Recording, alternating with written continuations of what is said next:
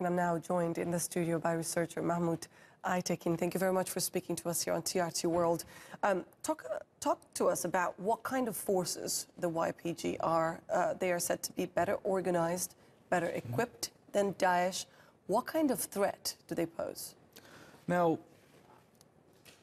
when we talk about the YPG, what we should not forget is that the YPG is a terrorist organization which is connected to the PKK, which is actually internationally sanctioned to being a terrorist organization as well.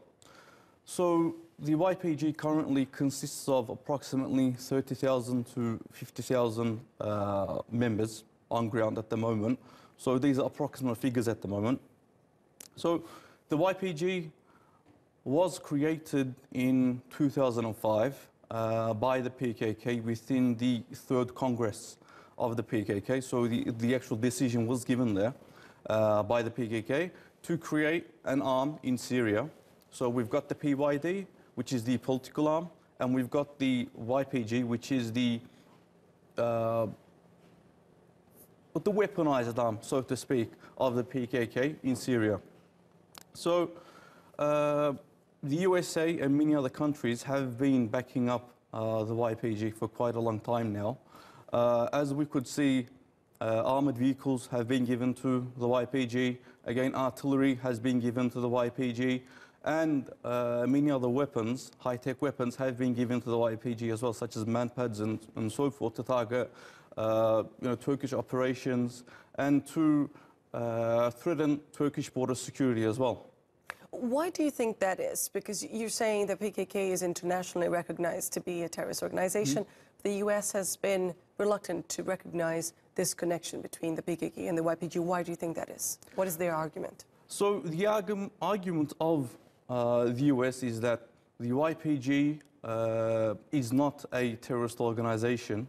They have split up from the PKK. They are different from the PKK, when in fact we could say this is not the case.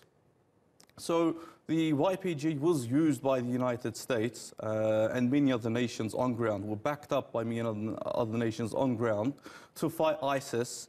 So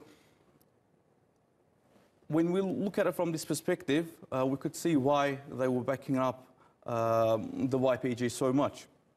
Again, a second point would be to use the concept of proxy wars, so to speak.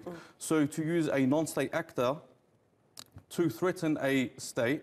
So here we could see, states, let's say the USA, Russia, and so forth, through proxy wars, threatening Turkish national security, threatening Turkish border security. And so within this sense, we can understand why the US has been backing up the YPG for such a long time. And you explained briefly before this show started that this is not a conflict. This confrontation between Turkish troops and the YPG is not a conflict that is happening only on the ground. Can you walk us through what kind of warfare is taking place here? When we look at this operation, we could see two types of warfare currently taking place. First type of warfare is both symmetric and asymmetric warfare currently taking place on ground at the moment, which we've seen through footage throughout last night. But I think, personally, the more important type of warfare that is currently taking place is psychological warfare at the moment. From last night onwards, we've seen a great deal of PKK propaganda, a great deal of YPG propaganda on social media, especially Twitter, Facebook, and other social media platforms, claiming that genocide is taking place, claiming that civilians have been killed, when in fact this is not the case. We could see a great deal of coordination of Turkish armed forces on ground, targeting ammunition depots, targeting terrorists directly.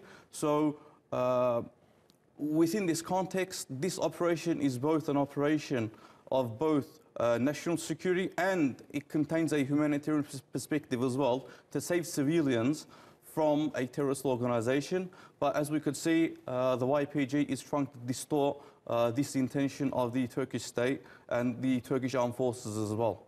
All right, very interesting analysis. Mahmut Aytekin, thank you very much for joining us here. Thank you on very much. TRT World.